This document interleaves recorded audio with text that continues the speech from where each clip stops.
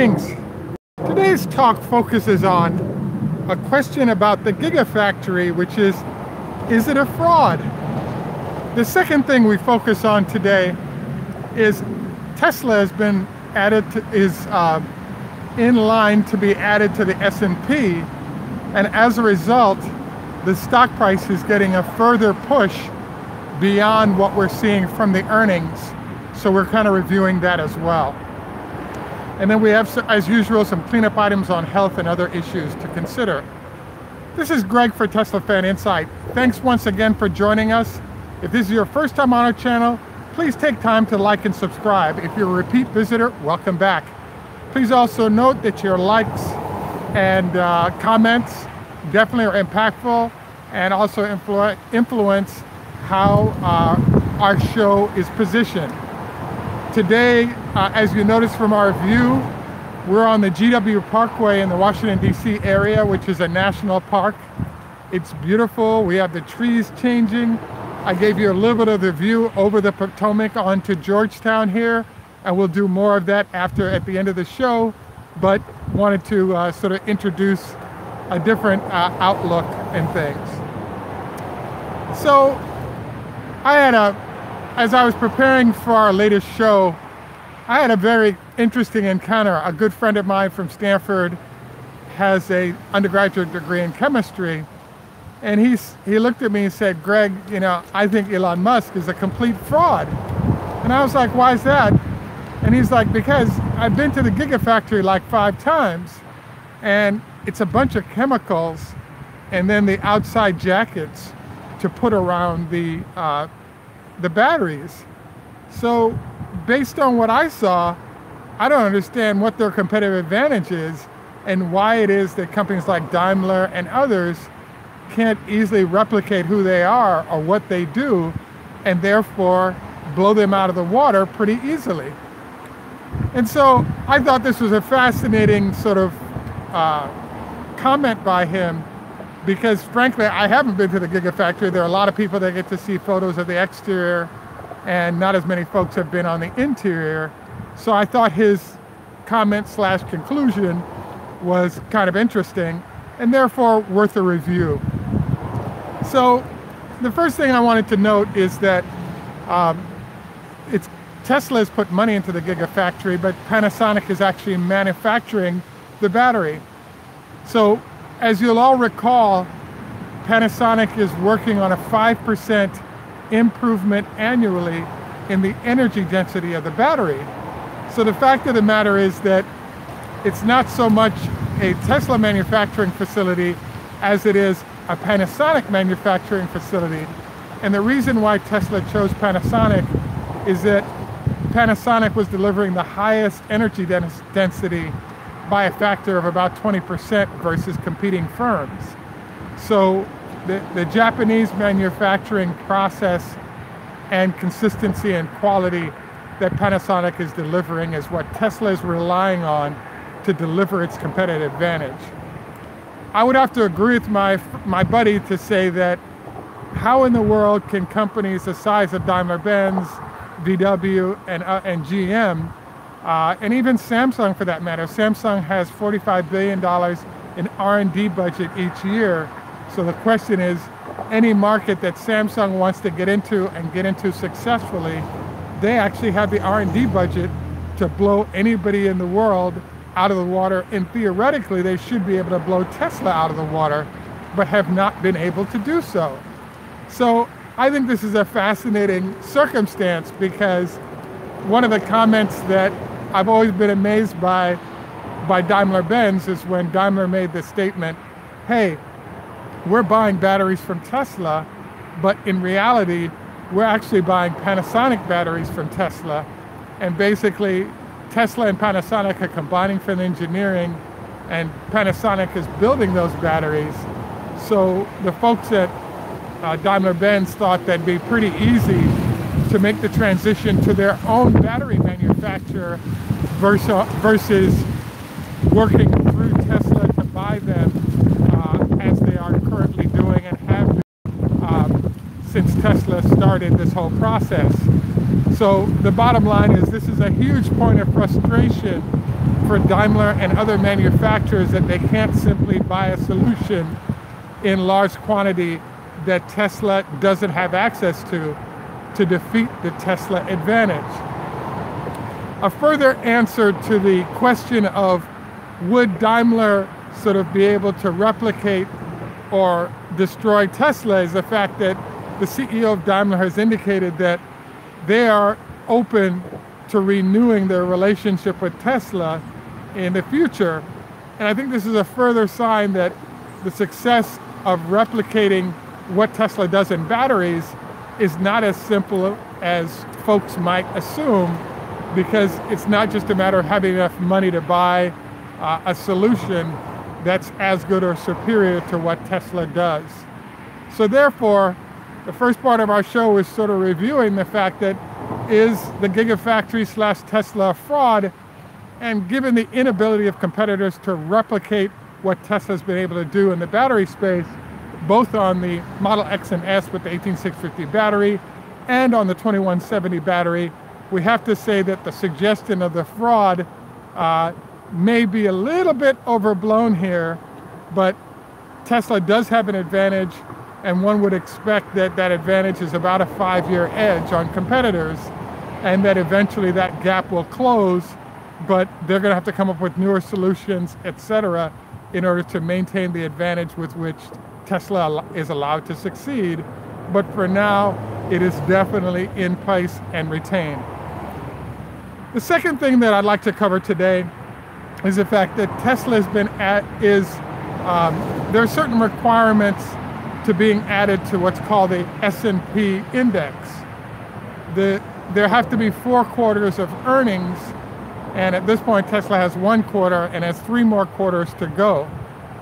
The impact has been a $10 increase in the stock price of Tesla, but in reality, because the market is down as much as 150 points on the NASDAQ, you'd have to say that the in line to join the S&P that Tesla is doing currently with the earnings they have announced suggests that there's at least a 10% on Tesla's stock price improvement based on their S&P preparation. So for those of you who don't know about the indices, there are a number of different indexes. One of them that's the most important perhaps is called the S&P, and there are a large number of mutual funds and large amounts of money that all rely on whether or not you're a part of the S&P. Tesla is a part of other indices that influence its stock price, but perhaps the most important, the S&P. So what tends to happen is once your stock is added to those indices, it immediately increases the stock price because there are a number of companies that are required to own your stock. And so S&P being the biggest of those indices, and a large number of companies now noticing that investing in a stock or investing in an indice and the stocks in them is a safe way to invest long-term in owning stocks. And Tesla preparing to enter that indice should have as much as a 20% increase in the stock price, regardless of whatever else is going on. So for those of you who are Tesla stock owners or thinking of owning more or looking at options, the process of movement into the S&P is an important thing to both understand, note, and it's an important trading activity to be aware of and prepared for. The next thing I wanted to cover today is the fact that, as you all know, we decided to encourage folks to start looking at trading options of Tesla, given all the good news they have coming on board. Right now, the stock price is at about $350 in a down market. And so I really think that as the market stabilizes a little bit, we'll see a nice bump in the stock price of Tesla because there's a lot of good news that should be baked in. I know we have been covering the stock market and what's going on kind of heavily of late, but I actually believe that the stock market is headed for a 3 to 5% correction. And the reason is that there's a problem going on which is 25% of the stocks in the market all have a relationship to oil. Oil prices, oil service companies, all these different entities.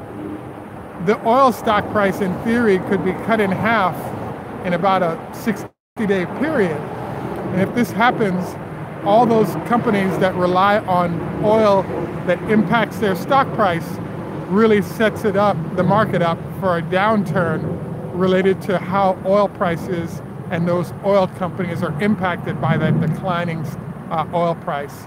So I would expect that we're going to see a fairly heavy downturn happen pretty soon. You know, the final thing I wanted to cover today is the fact that right now Tesla is preparing vehicles to enter the European market. One of the negatives that's been talked about on Tesla, its stock price and its growth in earnings, etc., is the fact that we're kind of running out of the number of people that can afford to buy a $60,000 car on average in the Model 3, and that's a valid concern. The one issue, though, is when you add the European, Asian, Australian, other markets, all of that represents, I think, an unlimited supply of buyers at that average $59,000 price point, or as many vehicles as Tesla can produce over the next couple to 3 years. Because at its apex, Tesla is able to produce 1 million batteries worth of cars a year. And I think there's easily a global market for that demand right now, and therefore no issues with Tesla having places to sell Model 3s as they're being produced in the price range that they're at currently. And once they do get to scale, they'll also be introducing that $35,000 to $40,000 car, which further increases the size of the usable market that Tesla can sell into. So yes, there are a lot of people buying the car. Yes, there are a lot of people that are off the market because they already own the vehicle. But I really think that where we're at is just at the inception of how many vehicles are out there to be purchased in the Model 3 space. So there's plenty of more demand for purchases of Model 3 for Tesla, and therefore I think we're in a great position right now for the purchase of more Model 3s going forward. At this point in the show, we usually sort of move towards covering our major issues, which we've completed, and moving into some health recommendations. I'm about to do my 20 leg lifts, which I'd highly recommend you do. One of the other conversations I've been having with a bunch of my doctor advisors is the 5-2 diet, where you have 5 days of regular eating and 2 days of fasting. One of the suggestions that's being made is by introducing fasting into your schedule of eating, it also might be a slowdown on Alzheimer's and other diseases in terms of your body being better managed. So I want to invite all of you to do some reading on this, because better health is in all of our best interests. There's also a reminder that you don't want to go to bed within 4 hours of eating, because that gives your food a chance to digest. Minimum 2 hours allows you to avoid acid reflux and potentially cancer generated from all the bile rolling up into your upper respiratory area.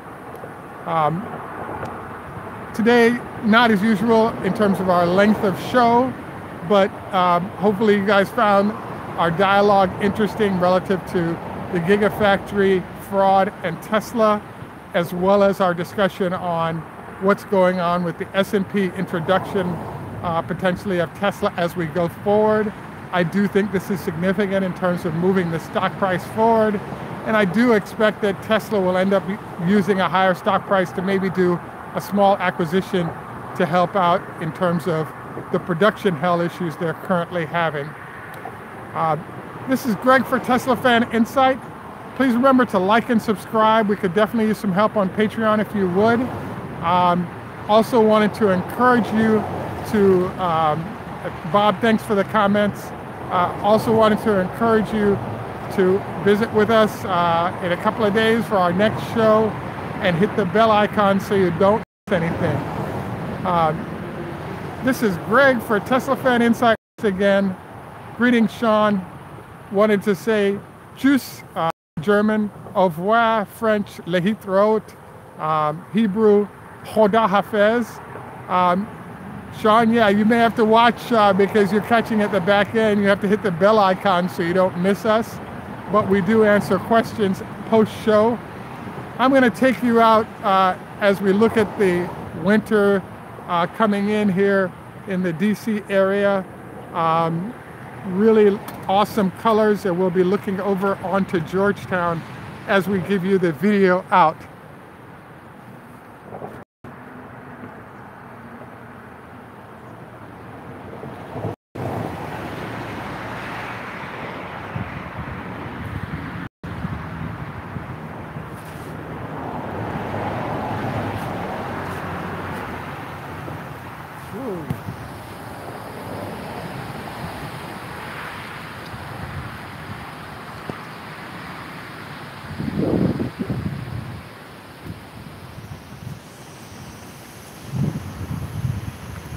Have a great day, and thanks for joining us. Don't forget to hit us up on Patreon, and S&P can really help you make some more money.